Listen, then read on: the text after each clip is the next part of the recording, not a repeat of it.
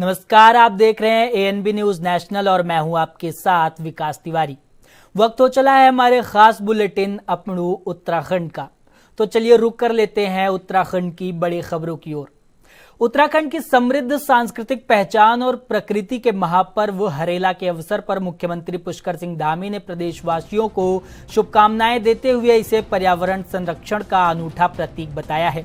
मुख्यमंत्री ने संदेश दिया कि हरेला केवल एक त्योहार नहीं बल्कि अपनी परंपराओं और प्रकृति से जुड़ने का एक पावन संकल्प है। उन्होंने प्रदेश की जनता से अधिक वृक्षारोपण करने और राज्य की नदियों, जल स्रोतों और गाड़ गदेरों को बचाने का आह्वान किया। मुख्यमंत्री ने एक पेड़ मां के नाम अभियान की सराहना करते हुए कहा कि इसे जन जागरूकता को नई दिशा दी है।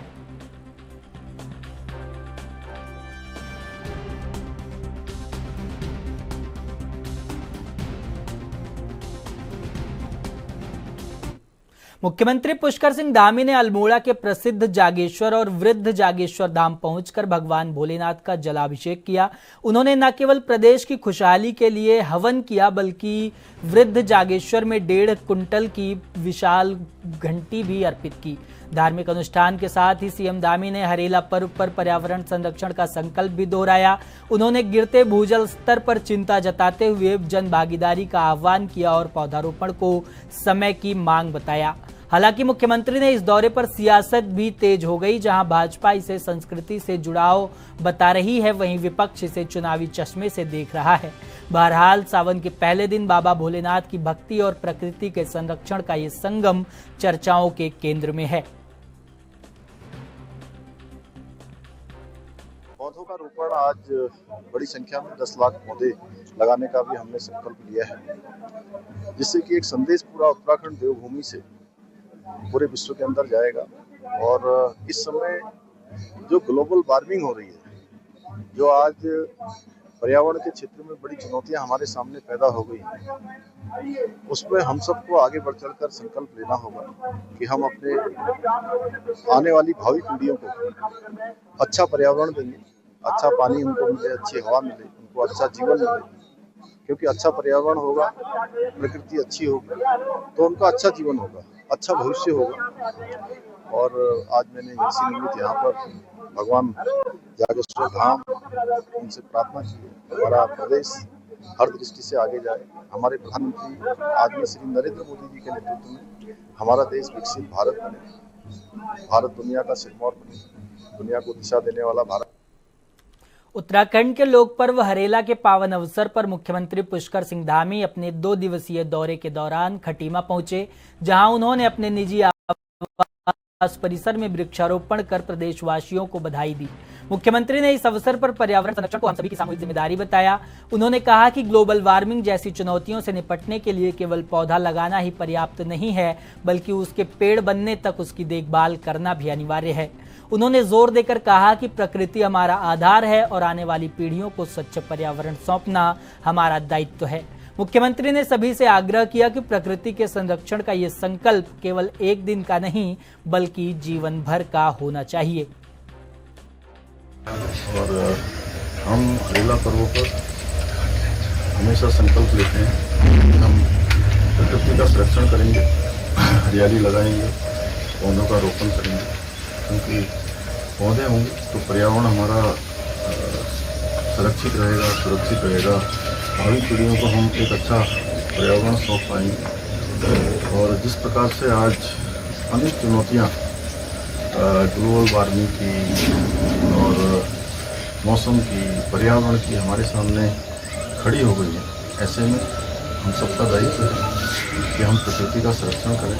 हमारे पेड़ पौधे, इनके साथ साथ नौले, धारे, बावरी, तालाब, इन सबको भी कहीं न कहीं सुरक्षित करने की दिशा में हम संकल्प हमको इस दिन लेना चाहिए। और ये केवल एक दिन नहीं बल्कि पूरे साल भर पौधों का रोपण भी करना चाहिए और पौधों का रोपण करके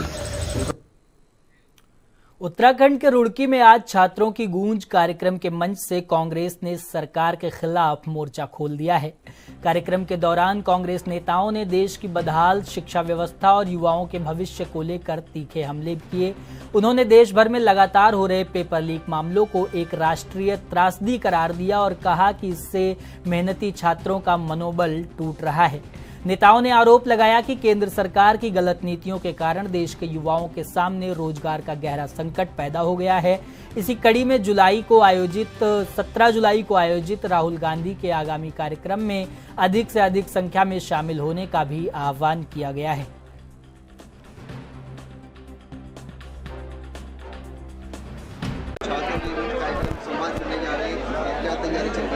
नहीं, देखिए, छात्रों की गूंज के तहत आज रुड़की में इस कार्यक्रम का आयोजन किया गया है और आप सबकी जानकारी में है कि इस देश के अंदर और इस प्रदेश के अंदर जो भी परीक्षाएं हो रही हैं उनके प्रश्न पत्र लीक हो रहे हैं। प्रदेश में कांग्रेस ने सदन से लेकर सड़क तक सरकार को घेरने का काम किया और जब नीट परीक्षा का प्रश्न पत्र लीक हुआ तो हमारे राष्ट्रीय नेता राहुल गांधी जी ने छात्रों की इस लड़ाई को लड़ने का काम किया और कांग्रेस जनों का भी आह्वान किया कि कांग्रेस जन भी इस लड़ाई को लड़ने का काम करें।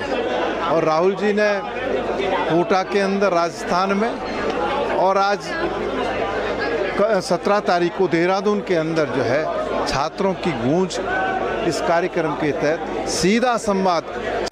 देश भर में जितने पेपर लीक हो रहे हैं और छात्रों को कॉन्फिडेंस ही नहीं है कि जो एग्ज़ाम दे रहे हैं वो एग्ज़ाम पूरा होगा नहीं होगा। अव्यवस्थित कैलेंडर है सारे कॉम्पिटिटिव एग्ज़ाम्स का। तो कांग्रेस पार्टी राहुल गांधी जी के नेतृत्व में बहुत सारी मांगे लेकर हम लोग उतरे हैं, जिसमें मुख्य मांग है कि किसी प्रकार का कोई पेपर लीक ना हो और ये एक सुदृढ़ एक व्यवस्था होनी चाहिए। पूरा कैलेंडर एक व्यवस्थित होना चाहिए। कॉम्पिटिटिव एग्ज़ाम्स का किस दिन पेपर फॉर्म्स की लास्ट डेट है, किस दिन फॉर्म फिल करना, किस दिन एग्जामिनेशन है, किस दिन रिज़ल्ट आउट होना है। ये नहीं है कि सरकार कभी भी अपनी मर्जी से डेट फिक्स कर दें। फिर धर्मेंद्र प्रधान जी जो शिक्षा मंत्री HRD minister government of India है, वो उनका इस्तीफ़ा हो, उसके लिए हम सब लोग मांग कर रहे हैं ताकि एक मैसेज जाए कि 90 पेपर के लगभग लीक हो गए हैं। रुद्रपुर विधानसभा क्षेत्र के सुंदरपुर गांव में आज विकास की नई बयार बही है। कैबिनेट मंत्री प्रदीप बत्रा और स्थानीय विधायक शिव अरोड़ा ने एक संयुक्त कार्यक्रम के दौरान क्षेत्र में कई महत्वपूर्ण विकास कार्यों का शिलान्यास किया और लोकार्पण किया। इस दौरान दोनों नेताओं ने प्रदेश सरकार की प्रतिबद्धता दोहराते हुए कहा कि सरकार गांव-गांव तक विकास का लाभ पहुंचाने के लिए संकल्पित है। उन्होंने कहा कि सड़कों, पेयजल और बिजली जैसी बुनियादी सुविधाओं को धरातल पर मजबूत करने के लिए विकास कार्यों में तेजी लाई जा रही है ताकि आम जनमानस का जीवन स्तर और अधिक बेहतर बनाया जा सके।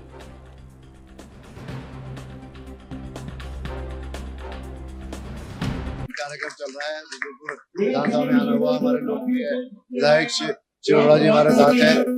यहाँ सामुदायिक केंद्र बन रहा है और कई कार्य ग्रामीण अंचल में हो रहे हैं और गांव का विकास करना ही हमारा समग्र विकास है। तो गांव के क्षेत्र में आया था यहाँ जनता से मिलने के लिए और सभी जो है धामी जी के नेतृत्व में काम कर रहे हैं और हमारे प्रतिनिधिगण जो है लगातार विकास कर रहे हैं और क्रियान्वित कर रहे हैं और सरकारी योजनाओं का लाभ तब तक पहुंचे, यही हमारा उद्देश्य है, यही हमारा लक्ष्य है। बहुत जल्दी उसका उद्घाटन करेंगे। माननीय मुख्यमंत्री समय मांगा गया है, जैसे माननीय मुख्यमंत्री समय देंगे तो उद्घाटन भी होगा, रुद्रपुर का बस स्टैंड भी बनेगा, इच्छा का भी होगा और जल्दी सभी कार्य जो है धरातल पर उतरेंगे। मंत्री प्रदीप बत्रा जी आज रुद्रपुर के प्रवास पर है। जन जन की सरकार 5 वर्ष से माननीय मुख्यमंत्री पुष्कर सिंह धामी की सरकार हुआ है। तो मुख्यमंत्री पुष्कर सिंह धामी जी की सरकार के द्वारा अनेक विकास योजनाएं की गई हैं। तो आज एक ग्रामीण सुंदरपुर में भी 9 विकास योजनाओं का शिलान्यास और लोकार्पण हमारे प्रभारी मंत्री जी ने किया है। तो ये जो विकास की गंगा बह रही है माननीय मुख्यमंत्री पुष्कर सिंह धामी जी के नेतृत्व में, वह आगे बढ़ती जा रही है और आज पूरा ग्रामीण क्षेत्र बड़े उत्साह के साथ आया। मैं उनका आभार व्यक्त करता हूं। उत्तराखंड की समृद्ध लोक संस्कृति और प्रकृति के अटूट रिश्ते का प्रतीक पर्व हरेला पूरे हर्षोल्लास के साथ आज प्रदेश भर में मनाया जा रहा है। इसी पावन अवसर पर मसूरी देहरादून विकास प्राधिकरण ने देहरादून को हरा भरा बनाने के संकल्प के साथ हरित दून अभियान का भव्य शुभारंभ किया। कैनाल रोड चीड़वाली में आयोजित इस कार्यक्रम में MDDA उपाध्यक्ष बंशीधर तिवारी ने वृक्षारोपण कर अभियान की शुरुआत की। इस दौरान तिवारी ने कहा कि हरेला केवल एक पर्व नहीं बल्कि पर्यावरण संरक्षण का लोक संदेश है। इस अभियान के तहत 500 से अधिक पौधे लगाने का संकल्प लिया गया है। विशेष रूप से MDDA द्वारा अवैध अतिक्रमण से मुक्त कराई गई जमीनों को अब वन क्षेत्र के रूप में विकसित किया जा रहा है। साथ ही इन हरित क्षेत्रों में पाथवे भी बनाए जा रहे हैं ताकि दूनवासी प्रकृति के करीब आकर एक स्वस्थ जीवन शैली अपना सकें। नदी तटों के संरक्षण को अपनी प्राथमिकता बताते हुए MDDA अवैध निर्माणों पर नकेल कस रहा है और खाली पड़ी जमीनों को ग्रीन लंग्स यानी हरित क्षेत्रों में बदलने का कार्य किया जा रहा है।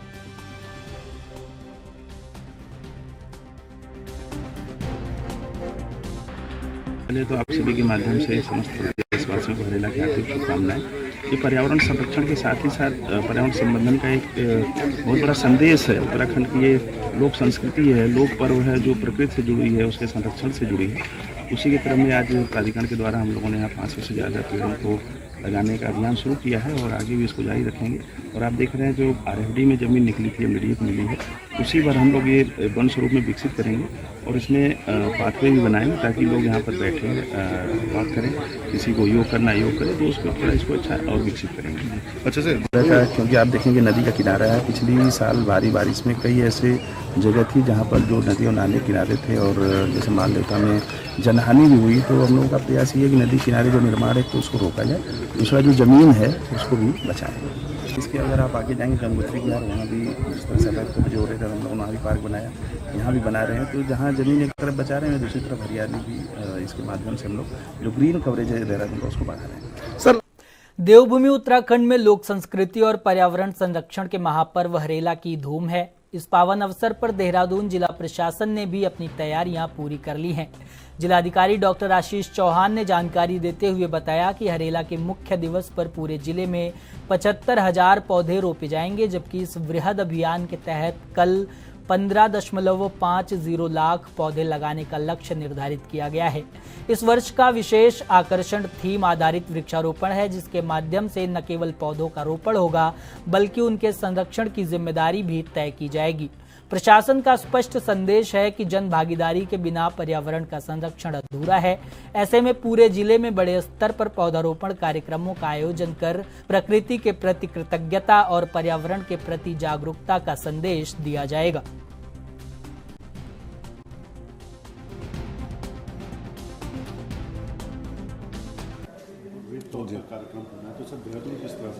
इसमें हरेला में हमारे 75,000 ट्रीज़ का प्लांटेशन जो है उस 16 जुलाई को होना है और 15,50,000 का कंप्लीट टारगेट दिया गया है। तो उसमें गूगल स्प्रेडशीट पे लेटलॉन्ग के साथ में और जो नोडल ऑफिसर्स हैं उनको हमने रिस्पॉन्सिबल भी बनाया है, साइट्स आइडेंटिफाई किए और उन आइडेंटिफाइड साइट्स पे गड्ढों के खुदान और उन सारी चीज़ों के लिए डायरेक्शंस जारी किए गए और रेगुलरली हम इसे मॉनिटर भी कर रहे हैं। और इसमें थेमेटिक प्लांटेशन के एरियाज़ आइडेंटिफाई किए गए, साथ ही ब्यूटिफाई करने के लिए भी मैंने डायरेक्शंस दिए हैं। उत्तराखंड की लोक संस्कृति के प्रतीक हरेला पर्व की पूर्व संध्या पर प्रदेश भर में पर्यावरण संरक्षण का संदेश गूंज उठा। इसी कड़ी में कृषि मंत्री गणेश जोशी ने फलदार पौधों का वितरण कर एक विशेष वृक्षारोपण अभियान का शुभारंभ किया। इस दौरान उन्होंने जानकारी दी कि मुख्यमंत्री के आह्वान पर राज्य भर में 3 करोड़ पौधे लगाने का महत्वाकांक्षी लक्ष्य रखा गया है। कृषि मंत्री ने जोर देते हुए कहा कि हमारा उद्देश्य केवल पौधों को रोपना ही नहीं बल्कि उनकी उचित देखरेख और संरक्षण सुनिश्चित करना भी है, ताकि वे बड़े होकर फलदायी बन सकें। यह अभियान न केवल राज्य को हरा भरा बनाएगा बल्कि पर्यावरण संतुलन के साथ साथ किसानों की आय बढ़ाने में भी सहायक सिद्ध होगा। बता दें कि पूरा प्रदेश अब इस महाअभियान में अपनी भागीदारी सुनिश्चित करने के लिए तैयार है।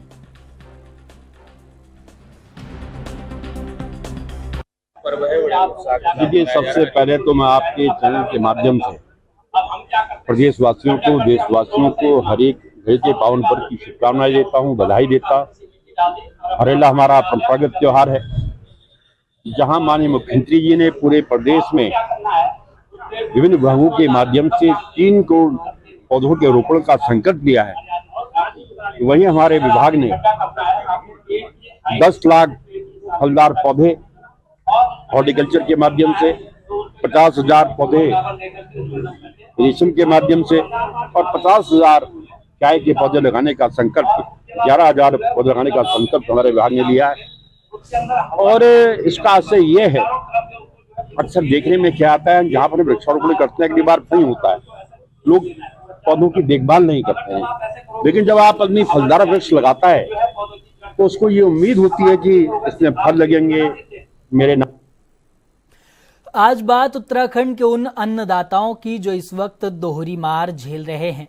फसलों के सही दाम के लिए संघर्ष कर रहे किसानों पर अब आसमानी आफत टूट पड़ी है। लगातार बारिश के कारण नदियां और नाले उफान पर हैं, जिससे खेतों में बाढ़ जैसे हालात पैदा हो गए हैं। हजारों हेक्टेयर कृषि भूमि जलमग्न हो चुकी है, जिससे फसलें पूरी तरह बर्बाद होने की कगार पर हैं। स्थिति इतनी भयावह है कि किसानों के सामने अब परिवार के भरण पोषण का संकट खड़ा हो गया है। सबसे बड़ा दर्द ये है कि पिछले साल भी भारी बारिश ने तबाही मचाई थी, तब अधिकारियों ने मुआवजे का सिर्फ आश्वासन दिया था, लेकिन किसानों को आज तक कुछ नहीं मिला। अब फिर वही मंजर है, गन्ने की फसल बर्बाद हो चुकी है और धान की फसल भी जलमग्न हो गई है। सरकार की बेरुखी और कुदरत के कहर के बीच किसान अब पूरी तरह टूट चुका है। किसान को देश का अन्नदाता कहा जाता है, लेकिन किसानों की परेशानी कम होने का नाम नहीं ले रही है।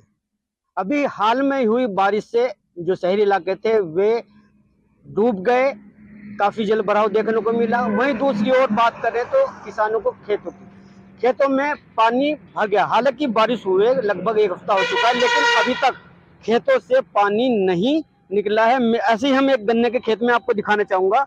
ये एक गन्ने का खेत है। हालांकि बारिश को एक हफ्ता का टाइम हो चुका है, लेकिन अभी तक यहाँ पानी भरा हुआ है, जिससे गन्ने की फसल को नुकसान हो रहा है। इसके साथ साथ ही जैसे तोरी, लौकी और जो करेले की फसल थी वो पूरी तरह नष्ट हो चुकी है। हमने भी कई किसानों से बात की, उनका ये कहना है कि फसलों का उनको मूल्य सही नहीं मिल रहा है। इसके बावजूद ये जो आपदा आई है या आपदे की बात करेंगे, क्योंकि अभी तक पानी भरा हुआ है और उनकी फसल खराब हो गई है। बारिश के बाद निकली कड़ी धूप के बाद जो पानी भरा हुआ था खेतों में वो काफी गर्म हो गया, जिससे उनकी जड़ें सड़ गई हैं और फसल खराब हो गई है। इससे किसानों को काफी परेशानियों का सामना करना पड़ रहा है और उनकी रोजी रोटी पर भी समस्या उत्पन्न हो गई है। तो शुरुआत में बहुत तकड़ी आई, जिसकी वजह से जो 75 ईख थे वो बिल्कुल खत्म हो गए हैं। जो चेरी थी वो गल गई हैं। आप ये देखो, बारिश हुए भी 8-10 दिन बीत के हैं, लेकिन अभी भी खेतों में घुटने तक पानी है। फिर जब तेज धूप लगी तो फसल बर्बाद हो गई है किसान की। एक तो किसान को पहले ही मार पड़ी हुई थी, क्योंकि इनके दाम जो हमारे फसलों के दाम थे वो ठीक नहीं मिल रहे थे। दूसरे मौसम की मार मिली हुई है, लेकिन कोई किसान की सरकार की ओर से या किसी प्रशासन की ओर से अब तक कोई भी जवाबदेही या किसान के लिए कोई भी शब्द नहीं कहा गया है। 50% तो नुकसान है ही है, ज़्यादा भी नहीं तो 50% तो नुकसान है ही है। और जो लागत लगाई थी किसान को वो मेहनत सब बेकार गई। अगर और बारिश ऐसी होगी तो फिर बिल्कुल ही फसल खत्म हो जाएगी, क्योंकि ये क्षेत्र ऐसा क्षेत्र है इसमें पानी बढ़ता। ठीक है जी। और देखो, खाद महंगा, मजदूरी महंगी, हर चीज़ महंगाई। अब खाद के रेट काफ़ी बढ़ा दिए इन्होंने। NPK का 2400 रुपये का कट्टा कर दिया, पोटास का कट्टा 1500-1600 रुपये का कर दिया, तो लागत तो गई बढ़। NB के लिए मंगलोर से अकील है। फिलहाल के लिए हमारे खास बुलेटिन अपड़ू उत्तराखंड में इतना ही। देश और दुनिया की तमाम बड़ी खबरों के लिए आप देखते रहिए ANB न्यूज़ नेशनल। नमस्कार।